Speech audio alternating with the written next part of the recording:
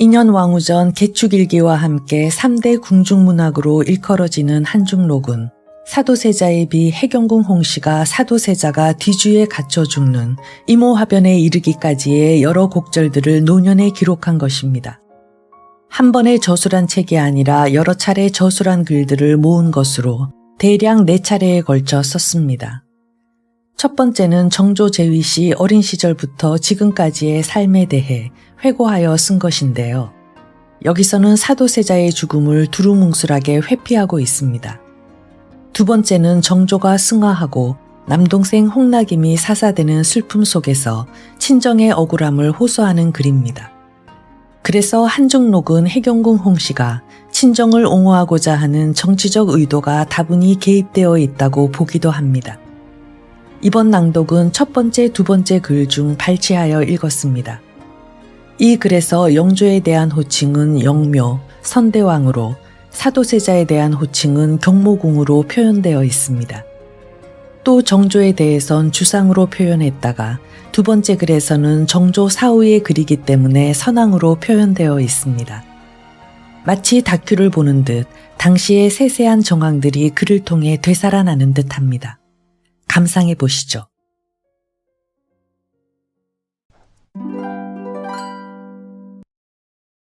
1. 영조 11년 6월 18일 오시에 어머니께서 나를 반송방 거평동 외가에서 낳으셨는데 그 전에 선친께서 흥룡이 선비 계신 방에 반자의 서린 꿈을 꾸셨으나 내가 여자라서 꿈과 맞지 않는다고 의심하셨다 한다. 그러나 조부 정홍공께서 친히 보시고 비록 여자이나 보통 아이와는 크게 다르다 하시며 매우 사랑하셨다 한다.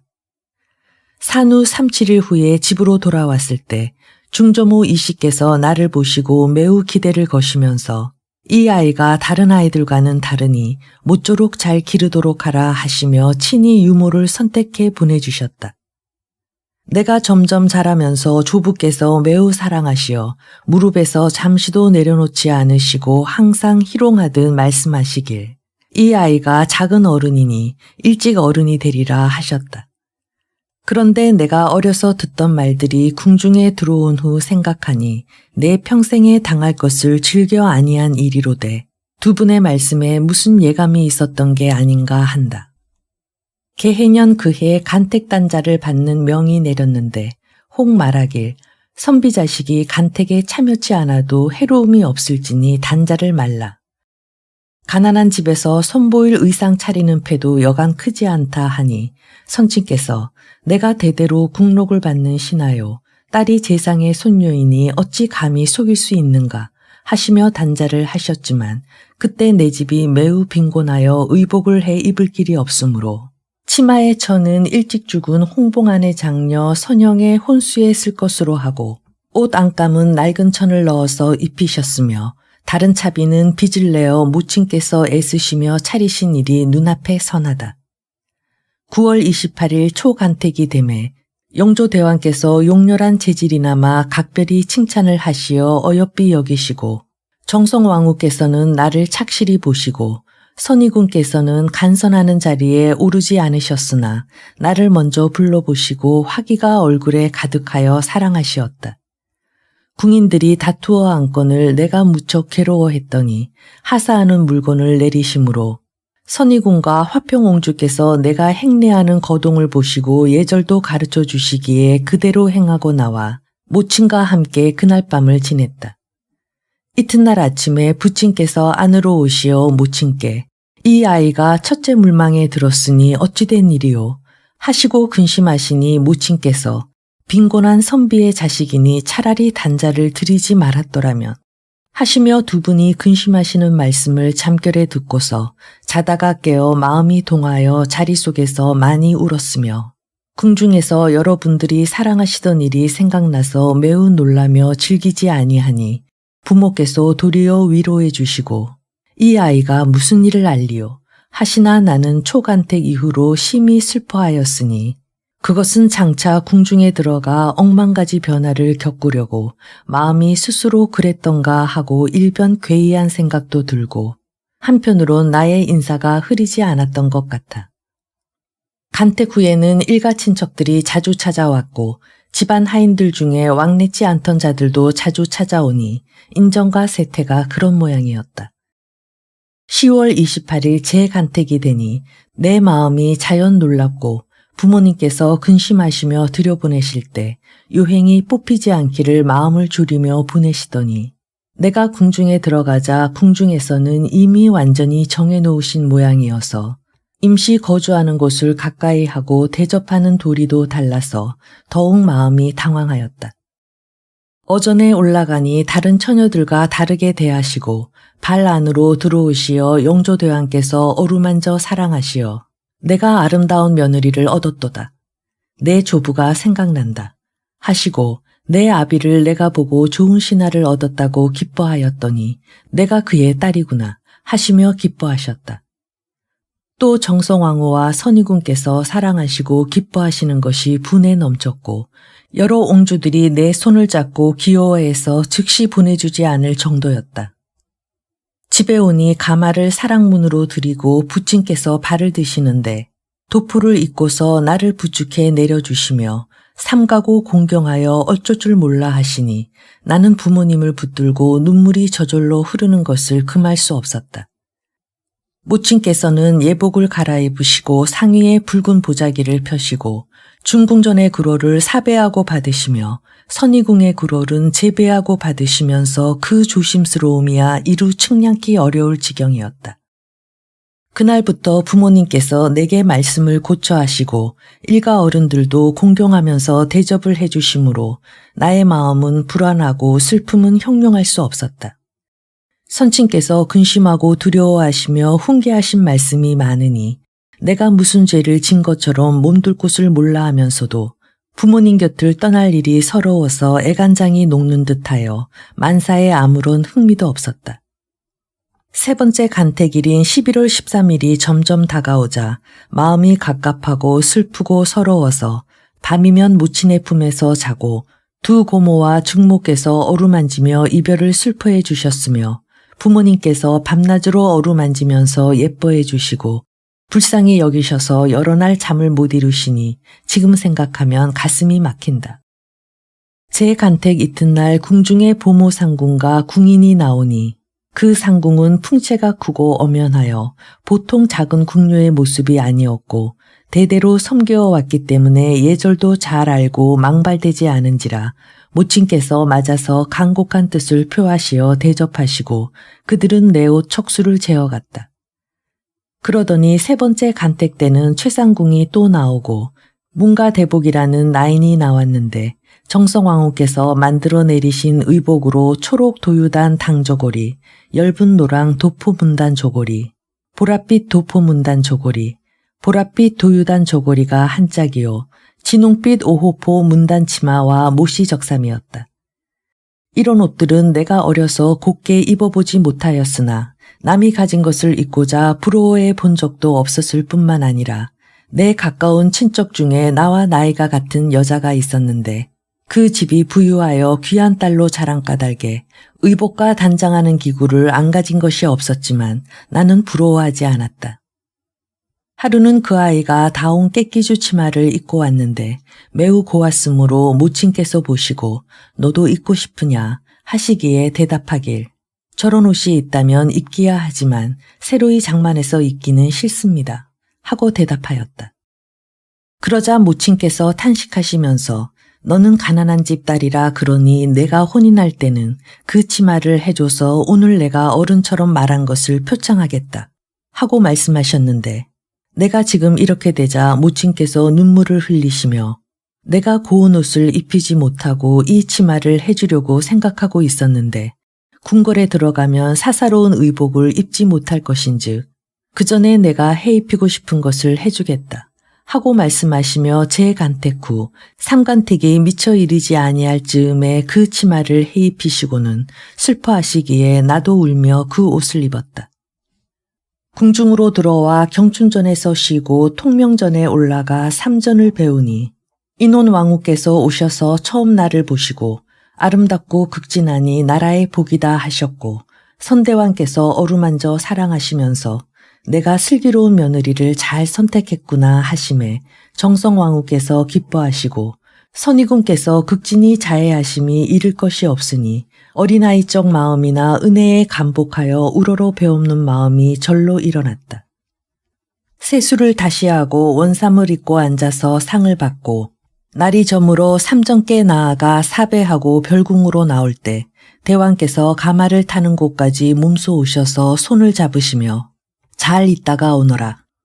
소학을 보낼 테니 아비에게 배우고 잘 지내다가 들어오너라 하시며 못내 기호해 주심을 받고 나오니 날은 이미 저물어 불을 켜고 있었다. 궁인들이 좌우로 데리고 있으니 내가 모친을 떠나서 잘 일이 걱정스러워 잠을 못 이루고 슬퍼하고 있었으니 모친의 마음은 또 얼마나 안타까웠을까. 보모 최상궁의 성품이 엄하고 사사로운 정이 없어 나라법이 그렇지 아니하니 내려가십시오 하고 모친을 모시고 자지 못하게 하니 그런 절박한 인정이 없었다. 이튿날 대왕께서 소학을 보내시니 부친께 날마다 배우고 당숙도 함께 들어오시고 중부와 선영이 또 들어오시었으며 숙계부께선 아이인데도 들어오셨다. 별궁에서 지내길 50여일에 이르러 삼정께서 상궁을 보내셔서 안부를 물으시며 우리 친정을 청해서 뵙고 정성껏 대접함으로 감축함을 어찌다 형용하리요. 정월 초 90의 날에 책빈하고 12일에 가래하니 마침내 내가 부모님 곁을 떠날 날이 다가와 정리를 참지 못하고 하루 종일 울음으로 지냈다. 부모님 역시 섭섭함이 크셨으나 정리를 참으시고 부친께서 경계하시길 인신의 집이 임금의 친척이 되면 임금의 은총이 따르고 임금의 은총이 따르면 문벌이 성하고 문벌이 성하면 재앙을 부르니 내 집이 도의 자손으로 국가의 은혜를 대대로 만극하리만치 입었으니 나라를 위해 어떤 어려운 일이라도 어찌 사양하리요마는 백면서생이 하루아침에 왕실의 친척이 되니 이는 복의 징조라기보다 오히려 화의 깃틀이니 오늘부터 근심과 두려움으로 몸둘 바를 모르겠다 하고 주의를 주시면서 안고 눕는 행동을 모두 가르쳐 주셨다.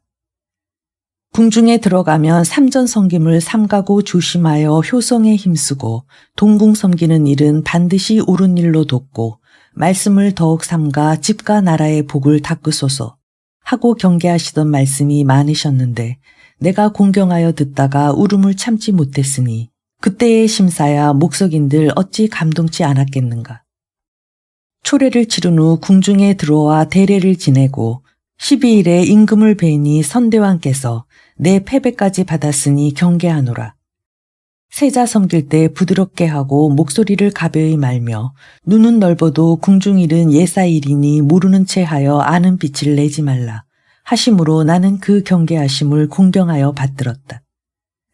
그날 통명전에서 양궁을 거느리시고 부친을 인견하시어 말씀이 간절하시고 친히 술잔을 내리시니 부친께서는 받아 마시며 남은 술은 소매에 부으시고 감자씨를 품에 품으시니 선대왕께서 나를 가리키며 하교하시길 내 아비가 예를 아는구나 하셨다. 그러므로 부친께서는 감격의 눈물을 흘리시며 돌아가 집사람에게 이르고 우시길 성은이 이 같으시니 오늘부터 우리 집사람이 마땅히 죽기로서 갖겠다 하고 말씀하셨다. 이튿날 인정전에서 축하를 받으실 때 나를 구경하게 하시고 또 본댁들을 구경하게 하라 하셨다. 진화를 지낸 후 내가 대조전으로 문 한 차 오르니 정성왕후께서 모친을 인견하시어 은혜를 베푸심이 정중하시고 대접을 마치 집안의 친족같이 하시며 따님을 아름답게 하여 나라의 경사를 보게 하니 공이 큽니다 하고 말씀하셨다. 인원왕후께서는 상궁에게 극진히 대접하라 하시고 친히 인견하지는 않으시나 은혜와 도타운 정이 극진하여 영광이 이를 데가 없었다. 선희궁께서도 즉시 서로 보시고는 사돈 간의 사귐이 가득한 화기로 인해 사사로운 사친보다 더하셨고 모친께서 화기가 있으시고 말씀이 간략하면서도 인후하시고 겸손하시니 온 궁중에서 칭송이 자자하여 따라서 귀하게 여기었다.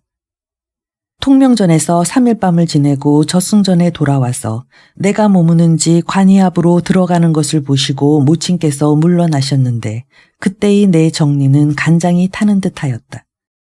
그러나 모친께서는 놀라운 빛을 나타내지 않으시며 태연히 작별하시고 내게 주의를 주시되 삼정께서 사랑하시고 선의군께서 딸같이 귀중히 여기시니 갈수록 효도에 힘쓰시면 지방과 나라의 복임에 부모를 생각하시거든 이 말씀을 명심하소서 하시고 가마에 들어가시면서 흐느껴 우시며 내인들에게 간절히 부탁하심으로 궁인들이 감탄하여 본대께서 하시는 거동을 보니 어찌 그 부탁을 저버릴 수 있겠습니까? 하였다고 한다. 부친께서는 항상 한마음으로 세자의 학업을 도우셔서 늘 유익한 일로 옛글도 써드리고 지어보내신 글을 평론하여 드리시니 비록 시강원 관리에게서 배우셨으나 우리 부친께 배우시는 것이 많았다. 부친께서는 사위 세자께서 천만의 태평성군이 되시길 크게 원하는 지성이 다른 어느 신하가 감히 따르리오마는 슬프고 슬프다. 내가 어려서 들어와 궁중의 일을 보니 세자의 기품이 영명하시고 효성이 지나치시어 선대왕을 두려워하는 가운데 지극한 효성이 거룩하시고 정성왕후를 받드시는 효성이 친히 낳으신 자모에게라도 이보다 더하지 못할 것이요. 더욱이 사친 섬기시는 일은 어찌다 형용하겠는가.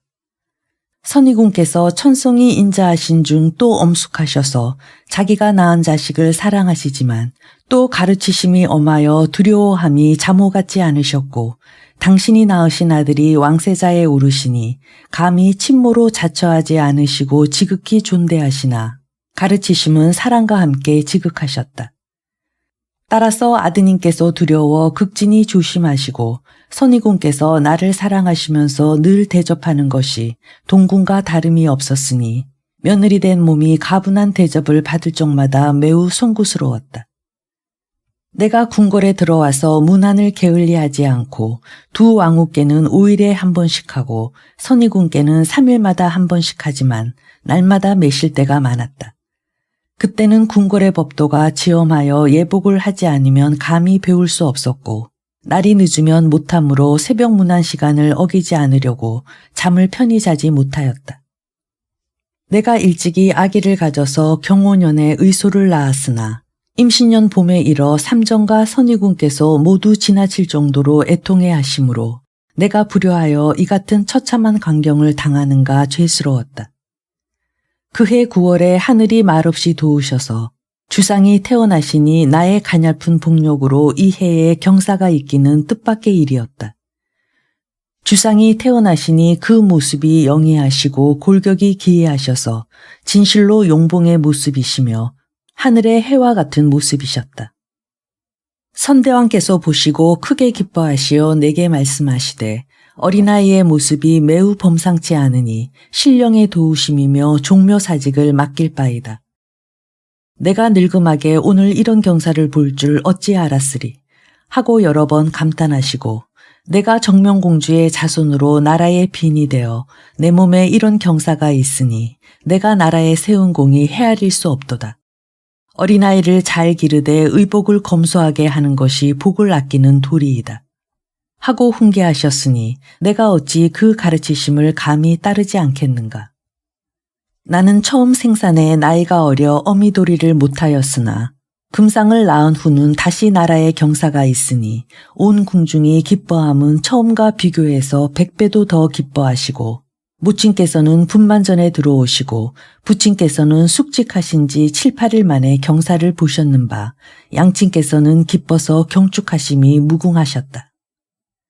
신민년 10월에 경모공의 꿈에 용이 침실에 들어와 여의주를 희롱하는 것을 보시고 깨시어 이상한 징조라 여겨 그 밤에 곧 흰 비단 한 폭에 꿈에 본 용을 그려서 벽 위에 붙이셨다. 그때 춘추가 17세이시니 이상한 꿈이라도 우연히 생각해 넘기실 때였지만 아들을 얻을 징조다 하시기에 춘추에 비해 어른 같았던 일이 이상하고 용을 그린 화법이 비상하시더니 과연 주상을 얻을 꿈이었던가 싶으며 항상 말없이 엄중하신 경모군께서 어린아들을 보시면 늘 웃으시고 나를 대하여 스스로 할애하시어 이런 말씀을 하셨다. 이런 아들을 얻었으니 무슨 근심이 있으리요.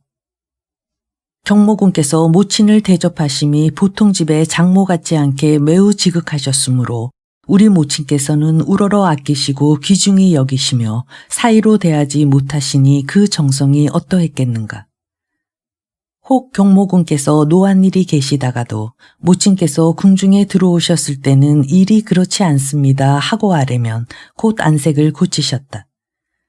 갑술년에 딸 청년을 낳을 때도 모친께서 50여일을 곤례에 머물면서 늘 모시고 지낼 때 매우 친밀히 경대하시니 모친께서 늘 감축함을 이기지 못하셨다. 슬프고 슬프도다. 모년 모월 모일을 내 어찌 참아 말하겠는가.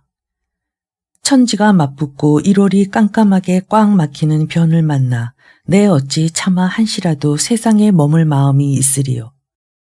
칼을 들어 숨을 끊으려 하였으나 옆 사람이 빼앗아 내 뜻같이 못하고 한편 생각하면 11살 된 새손에게 크나큰 아픔을 주지 못하겠고 내가 없으면 새손의 성취를 어찌하리요. 참고 참아 모진 목숨을 보존하고 하늘만 보고 부르짖었다. 그때 부친께서 엄한 분부를 받고 동대문 밖으로 물러나 계시다가 일이 어쩔 수 없게 된 이후에 들어오시니 그 커다란 아픔은 또 누가 당하겠는가. 그날 졸도하시어 겨우 깨시니 당신 또한 어찌 살 마음이 계셨으리요마는 내 뜻과 같으시어 오직 새손을 보호하실 정성으로 죽지 못하심에 이 열렬한 충심이야 귀신이나 알지 그 누가 알리요. 그날 밤 내가 새손을 데리고 사저로 나오니 그 망극하고 놀란 상황이야 천지도 응당 빛을 변할 것인즉 더 잃을 것이 없다. 선대왕께서 부친께 하교하시길 내가 보존하여 새손을 돌보아라 하셨다. 이때의 이 성스러운 분부는 망극하고 지중하나 새손을 위하여 감읍함이 헤아릴 수 없고 손을 어루만지며 성은을 갚으라 하고 미리 조심하던 내 서러운 마음은 어떠하였겠는가. 그 후 상교로 인하여 새벽에 들어갈 때 부친께서 내 손을 잡으시고 가운데 마당에서 소리내어 우시면서 새손을 모시어 만년을 누리시고 노경의 복록을 양양하소서 하고 우셨으니 그때의 내 서러움은 만고에 다시 또 있으리요. 인산전에 선의군께서 와서 나를 보시고 한없이 원통해 하시던 서름 또한 어떠했겠는가. 선의궁의 슬픔이 하도 지나치시니 내가 도리어 아픔을 억누르고 위로하길 새손을 위하여 몸을 버리지 마십시오 하였다. 장례 후에 윗대굴로 올라가시니 내 외로운 모습은 더욱 의지할 데 없었으며 8월에야 선대왕을 배우니 내 서러운 회포가 어떠했겠는가. 그러나 감히 베풀지 못하고 모자가 보전함이 다 성은입니다 하고 슬피 울며 아뢰었다. 그러자 선대왕께서 내 손을 잡고 우시며 내가 이럴 줄 생각지 못하고 내가 너볼 마음이 어려웠었는데 내가 내 마음을 편케 하는구나 하는 말씀을 듣고 나니 내 심장이 더욱 막히고 모진 목숨을 더 생각하게 되었다. 그리고 또 아뢰길 새손을 경희궁으로 데려가셔서 가르쳐 주시길 바랍니다. 하니 대왕께서 내가 새손을 떠나보내고 견딜 수 있겠느냐 하셨다. 나는 눈물을 흘리며 떠나보내어 섭섭함은 작은 일이요 윗분을 모시고 배우는 일은 큰 일입니다.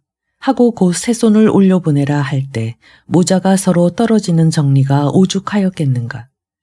새손이 나를 차마 떠나지 못하고 울고 가시니 내 마음이 베어지는 듯하나 참고 지냈다. 성은은 갈수록 커져 새손을 지극히 사랑해 주셨고 선의군께서도 아드님의 정을 옮기시어 새손에게 서러우신 마음을 쏟아 일상생활의 일거일동과 음식 그리고 여러 가지 일에 마음을 놓지 못하시어 한방에 머물면서 새벽이 밝기도 전에 일어나셔서 글을 읽으라 하셨다. 나가실 때는 70노인이 함께 일찍 일어나서 조반을 꼭 보살펴드리니 새손이 이른 음식은 못 잡수시었지만 할머님의 지극한 정성을 생각하여 억지로 드신다 한즉 그때 선의궁의 마음을 어찌 생각할 수 있겠는가. 주상이 너댓살부터 그를 좋아하심에 서로 떨어진 궁궐에서 지내지만 그를 안 할까 염려는 안 했으나 그리운 마음은 날로 더해갔다. 새손이 나를 그리워하는 마음이 간절하여 선대왕을 모시고 지내면서 밤늦게 자고 새벽에 깨어서 내게 편지하여 서연전에 회답을 보고야 마음을 놓으시니 아이가 어미를 못 잊는 인정은 자연히 그러려니와 3년 동안 서로 떨어져 지내는데 한결같이 그러시니 얼마나 숙성하셨는가. 내가 알았던 병이 자주 발병하여 3년 동안 약이 떠나지 않아 멀리서 의관과 병세를 의논하여 약을 보내시기를 어른처럼 하시니 이 모두가 타고난 효성이거니와 10살의 어린 나이에 그리하시니 이는 매사에 다 숙성하신 연유였다. 그해 9월에 천추조를 만나 나는 움직이지 않으려 했으나 대왕의 분부로 부득이 올라갔다. 내가 거처하던 집은 경춘전 남쪽의 낮은 집이었는데 선대왕께서 그 집 이름을 가요당이라 하시고 현판을 친히 쓰시어 내 효심을 오늘 갚아 써주노라 하셨다. 나는 눈물을 흘리면서 받고 감히 다하지 못한 것을 불안해하였는데 부친께서 들으시고 감축하여 집안의 편지에 늘 그 당호를 써서 다니게 하셨다. 2. 이모 하변이 천고에 없는 변이어서 선왕께서 병신년 초에 영조대왕께 상소하셔서 승정원 일기를 없애십시오 하여 그 문적을 없앴다. 이것은 선왕의 효성스러운 마음으로 그때의 일을 안 보는 사람이 없어서 무례히 함부로 보는 것을 서러워하셨기 때문이었다. 해가 오래되고 사적을 아는 이가 없어져 가니 그 사이에 이를 탐내고 화를 즐기는 무리들이 사실을 어지럽게 하고 소문을 현혹시키어 혹은 일컥길 경모군께 병안이 없었는데 영조대왕께서 모함하는 말을 들으시고 그런 처분을 내리셨다 하고 또 영조대왕께서 생각지 못하신 일을 신하가 권해서 망극한 일이 되었다고 하였다. 선왕이 영명하시고 그때 비록 어린 나이시나 다 목격한 일이라 어찌 속으시리오마는 부모님을 위한 일에 소홀하다고 할까 두려워서 경모군께 속하고 모년사라 하면 일례로 그렇다 하시어 일찍이 옳고 그름을 분별하지 않으시니 이는 당신의 지극한 아픔 때문에 부득이 하신 일이었다. 선왕께서는 다 알고서 지극한 정에 이끌려 그러셨으나 후왕은 선왕과 입장이 매우 다르고 어떤 큰 일을 자손이 되어서 모른다는 것은 사람과 하늘의 도리에 어긋난 일이다. 주상이 어려서 이 일을 알고자 하셨으나 선왕이 차마 자세히 이르지 못하시고 다른 사람이 누가 감히 이 말을 하며 또 누가 능히 이 사실을 자세히 알리오. 내가 곧 없으면 곤례에서는 알 사람이 없어 모르게 하였으니 자손이 되어 선조의 큰 일에 어둡게 되면 망극한 일인즉 내가 한번 전후의 일을 기록하여 주상께 보이고서 없애고자 하였으나 내 차마 붓을 잡지 못한 채 하루하루를 보내었다. 영조 4년 첫아들 효장세자가 죽은 후 왕세자 자리가 오래 비니 영묘께서 주야로 근심하시다가 을묘년 정월에 선의궁께서 경모궁을 탄생하오시니 종사의 막대한 경사를 매우 기뻐하시기가 비할 데가 없으시었으니 온 나라의 백성들이 모두 기뻐 춤추었다. 경모궁께서 나오시며 기질과 용모가 잘나고 비범하기가 특이하셔서 궁중에 기록되어 전하는 것을 보니 나신지 100일 안에 기이한 일이 많으셨고 넉 달 만에 걸으셨으며 6달 만에 영묘의 부르심에 대답하셨고 7달 만에 동서남북을 가리키셨으며 2살에 글자를 배우시어 60여자를 쓰시고 3살에 다식을 들이니 숫자와 복자 박은 것을 골라 잡수시고 8개를 박은 것은 따로 골라놓고 잡수지 않으므로 늘 모시고 있는 신하가 잡수소서 하고 권하였으나 8개라 먹지 않겠다. 싫다. 하고 잡수지 않았다.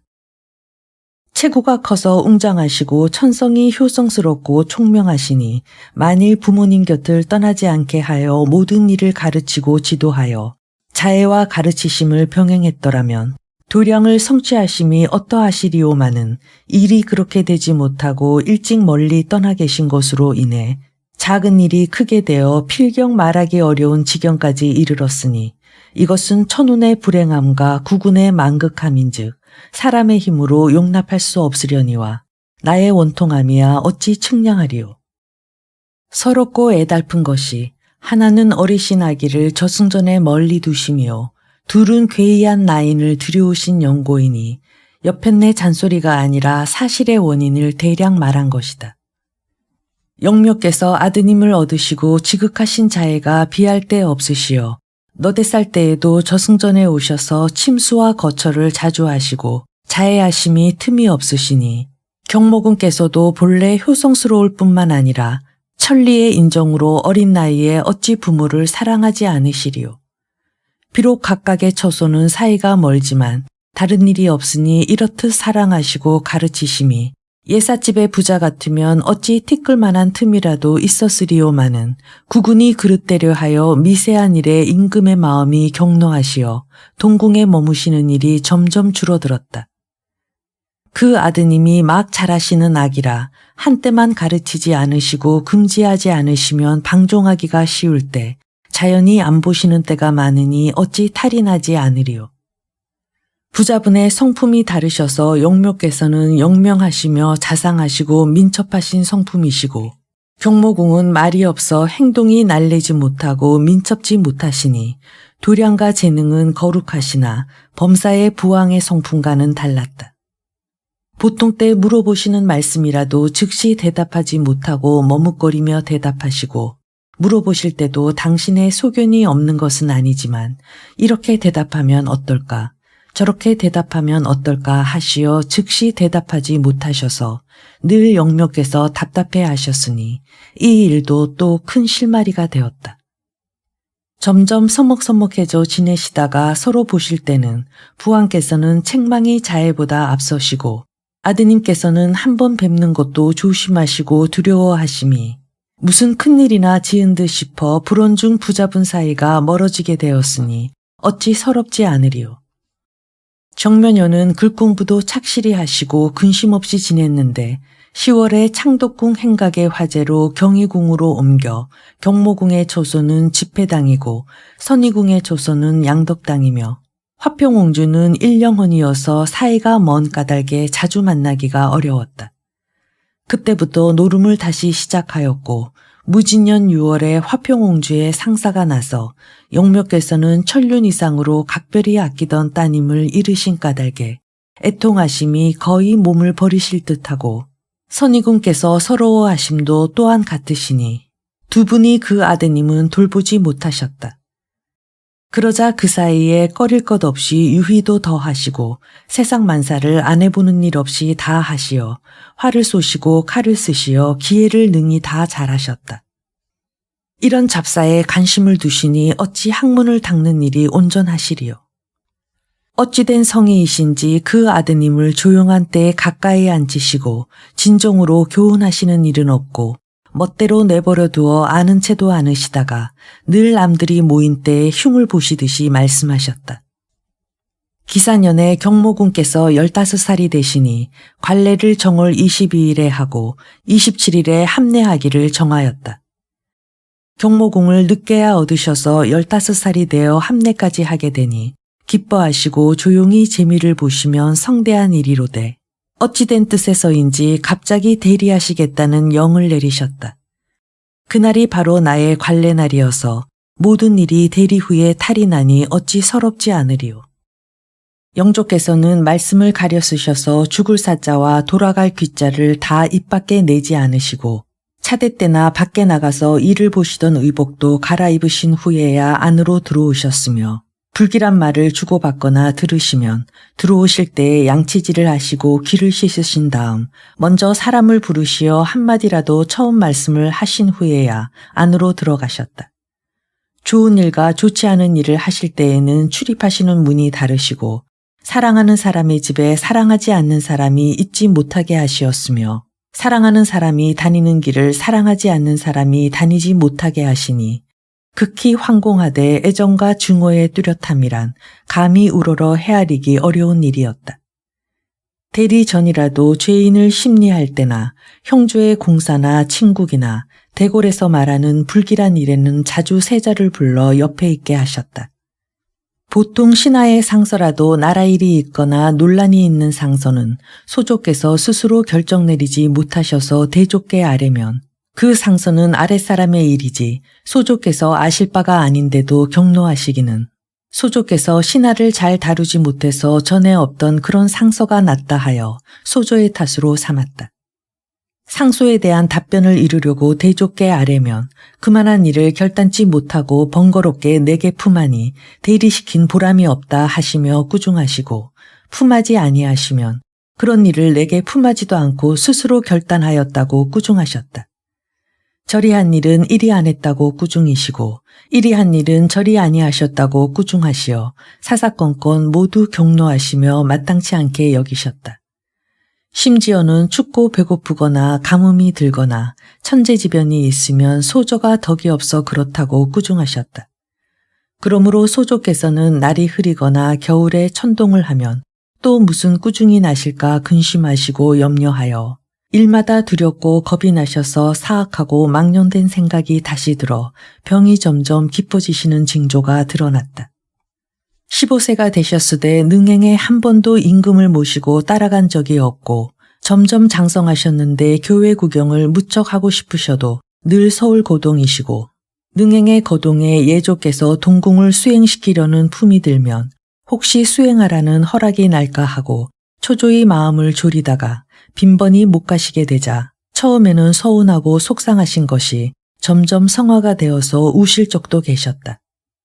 당신이 부모님께 속으로는 본래 정성은 거룩하시지만 민첩하지 못하고 품고 계신 정성을 100분의 1도 못 드러내시니 부왕은 그 사정도 모르시고 미안하신 빛은 있어도 한 번도 관용을 입지 못하시니 점점 두렵고 무서운 것이 병환이 되어서 화가 나시면 곧 푸실 데가 없었음에 그 화를 내간이나 나인에게나 푸시고 심지어 내게까지 푸시는 일이 몇 번이나 되는지 알 수 없다. 정원년 8월에 내가 의소를 낳으니 영묘의 마음이신들 어찌 기쁘지 아니시리오마는 그 아드님께도 내가 어느새 자식을 두었구나 하는 이런 한마디 말씀조차 일컫지 않으시고 나만 어여삐 여기심이 분에 넘치니 내가 첫눈에 감격하는 중에도 나만 홀로 사랑과 칭찬을 입는 일이 불안하여 늘 조심했다. 그 아이가 겨우 10달이 된 신민년 5월에 새손으로 책봉하시니 애중하시는 성심으로 그러셨으나 지나친 일이었는데 임신년 봄에 이르니 영묘께서 애통하심은 가히 잃을 것이 없었다. 하늘이 묵묵히 도우시고 조상이 은밀하게 도우셔서 내가 신민년 섣달에 임신하여 임신년 9월에 아들을 낳으니 이가 곧 선왕이시다. 경모궁의 병증세는 종이가 물에 젖어들듯이 문안도 더 드물게 하시고 강연에도 전념하지 못하시며 마음의 병이라 늘 신음이 잦아서 병폐하신 모양이니 대조께서 춘방간을 부르시어 강학 말씀을 물으시면 더 두렵기만 하였다. 을해년 2월에 역변이 나서 5월까지 침국하시니 그때 역적을 사형시켜 백간의 질서를 내세우실 때면 동궁을 내보내서 보게 하시고 날마다 침국에 나와 앉아 계시다가 들어오시면 인정후나 삼사경이 될 때도 있었으니 하루도 패하지 않으시고 동궁을 불러라 하시고는 밥 먹었느냐 하고 물으신 후 대답하시면 즉시 가시니 그 대답을 시키셔서 그날 침국하신 일을 씻으시고 가시려 하는 일이심에 실로 좋고 길한 일에는 참여치 못하고 상스럽지 못한 일에만 간섭하게 하시며 그래도 필요하거나 불필요하건 간에 말씀이나 주고받으시면 되겠지만 날마다 다른 말씀은 한마디도 하시는 일이 없으시고 마치 대답을 시켜 듣고서 귀를 씻고 가시기 위해 하루도 패하지 않고 밤중에 그러시니 아무리 지극한 효심이요 병 없는 사람이라도 어찌 싫지 않으리요. 그 병환의 증세를 생각하면 화가 나셔서 어찌 부르십니까 하실 듯하지만 그 병환을 능히 참으시고 날마다 밤중이라도 부르시면 때를 어기지 않고 대령하여 계시다가 그 대답을 어기지 않고 하셨은즉 그 본연의 효심을 가히 알 수 있겠다. 그 병환이 이상한 것은 처자나 애쓰고 내간 나인이나 밤낮 두려워 지내지 어머니도 자세히 모르시니 부왕께서 어찌 자세히 아시며 위를 베실 적과 신하를 대할 때는 평소와 같이 예사로우시니 병증세를 남이 다 알게 나타나서 하시면 싶었다. 병자년 설날에 영묘에게서 조노를 받으시되 경모궁은 참례시키는 일이 없으시며 병환이 점점 깊어 강연도 더듬으시고 취선당 밖에 있는 소주방 하나가 깊고 고요하다면서 많이 머무시니 어느 날이 근심이 안 되며 어느 마디가 초조하지 않으리요. 5월에 영묘께서 숙문당에서 인견하시고 호련히 낙선당으로 보러 가시니 소세도 단정치 못하시고 의대 모양이 다 단정치 않으시니 그때는 금주가 엄한 때여서 혹시 술을 드셨나 하고 의심하여 크게 화를 내시며 술 들인 자를 찾아내라 하시고 누가 경모궁께 술을 드렸는가를 엄히 물으셨다. 그러나 경모궁은 진실로 술 드신 일이 없으신지라 얼마나 원통하셨으리요. 영묘께서는 억죽으로 무슨 말씀이든지 물으시면 그 후 그 일을 행하셨으니 다 하늘이 시키는 듯하였다. 낙선당에서 화재가 뜻밖에 나니 영묘께서는 아드님이 홧김에 불을 지른 것으로 여기시니 진노하심이 10배나 더하신즉 함인정에 여러 신하들을 모으시고 경모궁을 부르시어 내가 불한당이냐 불은 왜 지르느냐 하시니 그때 서름이 가슴에 가득 차서 그 자리에서도 촛대가 굴러서 난 불인 줄 여쭙지 않으시고 술에 대한 말씀같이 변명을 하지 않아 스스로 하신 듯이 구시니 마디마디가 서럽고 답답하였다. 그날 그 일을 지내시고 가슴이 막히셔서 청심환을 잡숫고 기운을 내시며 아무래도 못 살겠다 하시고서 저승전 앞들에 우물이 있었는데 거기로 가셔서 떨어지려 하시니 그 놀라운 상황과 위태로운 모습이야 잃을 것이 어디 있으리요. 가까스로 구하여 덕성합으로 나오시게 했다. 내가 가을에 어머님을 잃고 서러운 정리가 이를 데 없는데 경모궁의 병환이 점점 심하시니 근심이 거듭 쌓인 중에 그때의 광경을 당하여 하도 바쁘고 경황 없이 지내다가 선친을 베어꿔서 서로 붙들고 울던 일이 지금도 눈앞의 일과 같이 선하다. 무릇 부잡은 사이가 좋지 못하신 데에는 또 곡절이 있으니 이것은 다름이 아니라 신민년 한겨울에 효장세자의 저인 현빈궁의 상사가 난즉 영묘께서 효부를 이르시고 대통하셔서 장례에 친히 임하여 간곡한 정성이 미치지 않은 곳이 없었다. 그렇듯 하신 중 그곳의 시녀 나인이 있으니 소위 문녀였다. 상사 후에 가까이 하셔서 수태하고 그 오라비는 문성국이란 놈인데 그것을 별감으로 사랑하시고 누이도 총애하여 계유년 3월에 옹주를 낳으셨다. 문성국이가 제 무슨 심정으로 동궁에게 그리 흉한 마음을 먹었던지 간흉한 놈이었다. 양궁의 사이가 안 좋은 것을 그놈이 알고 그 틈을 타서 영묘의 마음에 맞추어 소조께서 하시는 일을 다 알아다가 고하니 소조께서 하시는 일을 말하리가 누가 있으리오마는 문성국이는 형세가 중함에 무서운 마음이 없어서 동궁의 하인들이 다 자기와 똑같은 무리들이므로 동궁의 미세한 일까지 알아내어 듣는 족족 대족계 아래였다. 문녀는 안에서 소문을 모두 말하니 모르시는 때도 의심했었는데 날로 동궁에 대한 험담만을 들으시니 편치 않으시던 성심이 갈수록 갑갑해지셨다. 국군이 불운하여 요망한 계집과 간사한 도적이 일어나는 일이 서럽구나. 그 6월부터 화병 증세가 더하셔서 사람 죽이기를 시작하셨는데 그때 당번내간 김한채를 먼저 죽여 그 머리를 들고 들어오셔서 나인들에게 효시하시니 내가 그때 사람의 머리 벤 것을 처음 보았으니 끔찍하고 놀라움을 어찌 잃을 수 있으리요. 사람을 죽이고야 마음이 조금 풀리시는지 그때 나인 여럿이 상하니 그 갑갑하길 측량할 수 없어 마지못해 선의군께 병이 점점 더하여 이러시니 어찌합니까 하고 여쭈니 선의군께서 놀라셔서 식사를 패하고 그 자리에 누우시어 걱정하시니 그 말씀을 아른 채 하시자 하니 누가 이 말을 했는고 하고 찾아내시면 날 보실 인사가 없으시니 내 몸에 급화가 미칠 듯 하기로 선의군께 울며 하도 안타까워 아는 일을 아뢰지 않을 수가 없어 여쭈었는데 저러시니 어쩝니까 하여 겨우 진정하였으니 그때 점점 어떻다 할 바 없이 애쓰던 말을 어찌 다 형상하며 그저 죽어서 모르고만 싶었다.